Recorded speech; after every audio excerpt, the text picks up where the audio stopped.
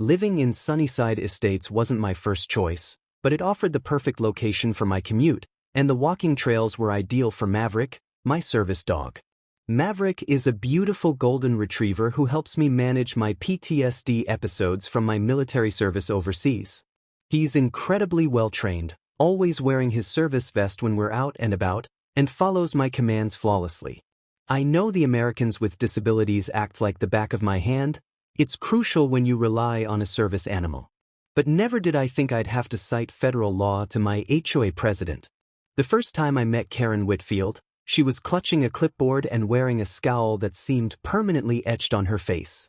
She introduced herself as the HOA president, speaking as if I should be impressed. "I don't believe I approved a dog in this community," she said, narrowing her eyes as she looked down at Maverick, who was sitting calmly beside me. I explained politely that Maverick was a service dog, not a pet, and therefore exempt from pet restrictions under federal law. She huffed, muttering something about people always finding loopholes, and walked away. I should have recognized the red flags right then. Over the next few weeks, I received 3 separate notices about supposed violations, my grass being a quarter-inch too tall, my mailbox being the wrong shade of black, and my garbage can being visible from the street for a mere 45 minutes after collection. Each notice was signed by Karen, with her elaborate signature and a smiley face at the end, which felt far more threatening than friendly. I complied with everything, not wanting to stir up trouble, but I had a gut feeling these petty infractions were just the beginning. Then came the HOA meeting. Karen proposed a new rule requiring all animals, including service animals, to be registered with the board and to wear HOA-approved identification. I raised my hand and explained that this violated the Americans with Disabilities Act, but she cut me off. "Federal laws don't override community standards," she said, her tone sharp. Some of my neighbors shifted uncomfortably, but no one spoke up. After the meeting, Karen approached me, whispering, "If you want to be difficult, I can be difficult too." Her breath smelled like coffee and something far more sinister. The following weekend, I was enjoying a quiet morning on my front porch with Maverick resting at my feet. I was reading the newspaper when a shadow fell across my lawn. There stood Karen, once again in her signature khaki shorts and polo shirt, holding a spray bottle. "Your dog is violating the new pet ordinance by not having proper HOA identification," she said loudly enough for my neighbors to hear. I calmly reminded her that Maverick was a service dog protected by federal law and that the rule hadn't even been officially implemented yet. Her face turned bright red. "I'm tired of you military types thinking you're above the rules," she snapped, stepping onto my yard. "If you won't comply, I'll handle this myself." Before I could react, she aimed the spray bottle at Maverick and sprayed him directly in the face with some liquid. Maverick yelped and scrambled back, pawing at his eyes. Without thinking, I jumped to my feet and moved between her and my dog, demanding to know what was in the bottle. "It's just a little vinegar and water solution," Karen said with a smirk. "Won't hurt him, but maybe now he'll learn to respect authority." I was furious, but my years of military training kicked in. I stayed calm under pressure, took Maverick inside, rinsed his eyes thoroughly, and made sure he was okay. The vinegar solution had irritated his eyes, but thankfully, there was no lasting damage. Once I was sure Maverick was comfortable, I called the police. 911, "What's your emergency?" I reported the assault on my service dog, making sure to mention that interfering with a service animal is a federal offense. The dispatcher took my information and assured me that officers would be dispatched immediately. 20 minutes later, 2 officers arrived at my door. I explained the situation, showed them Maverick's service animal certification, and pointed out Karen's house across the street. One officer stayed to take my statement while the other went to speak with Karen.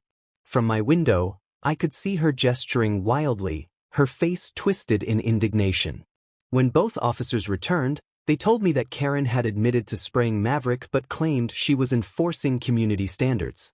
They informed her that interfering with a service animal is a federal offense under the Americans with Disabilities Act and could result in hefty fines and jail time. They also told her that her actions constituted animal cruelty under state law. They placed her under arrest and asked if I'd be willing to press charges. Without hesitation, I said yes.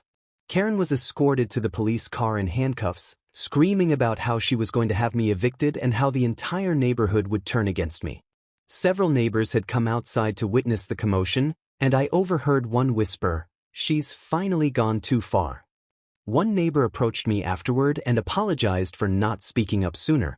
"We've all been intimidated by her for too long," she admitted, glancing at Maverick, who had fully recovered and was sitting calmly by my side.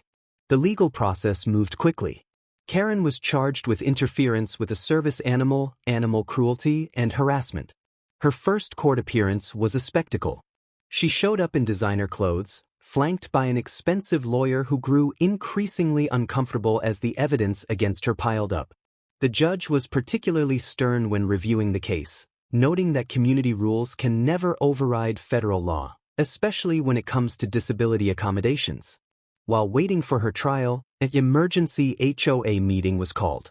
I attended with Maverick, and to my surprise, nearly every homeowner in the community showed up.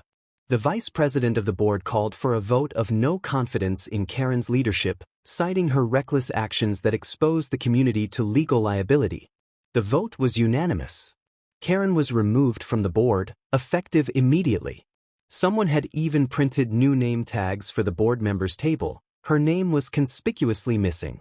Karen's criminal case ended with her pleading guilty to a reduced charge in exchange for avoiding a longer jail sentence. The judge sentenced her to 30 days in county jail, a $5,000 fine, 200 hours of community service at an animal shelter, and mandatory education on disability rights. As the sentence was read, Karen's face cycled through shock, anger, and then finally, the dawning realization of the consequences of her actions. "But I was just enforcing the rules," she protested weakly as the bailiff approached her. The judge leaned forward, his voice low but firm. "The most important rule, Ms. Whitfield, is respecting the law of the land, which protects service animals and the people who rely on them." As Karen was led away to begin her jail term, our eyes met briefly across the courtroom. The entitlement and superiority that had once defined her expression were gone, replaced by the humbling look of someone who had finally met a rule she couldn't bend or break. She mouthed something that might have been, "This isn't over," but we both knew it was. Maverick sat beside me, poised and attentive, the epitome of a professional service dog. I scratched behind his ears, and he leaned into my hand, a small, quiet reminder of the partnership that had weathered the storm and come out even stronger.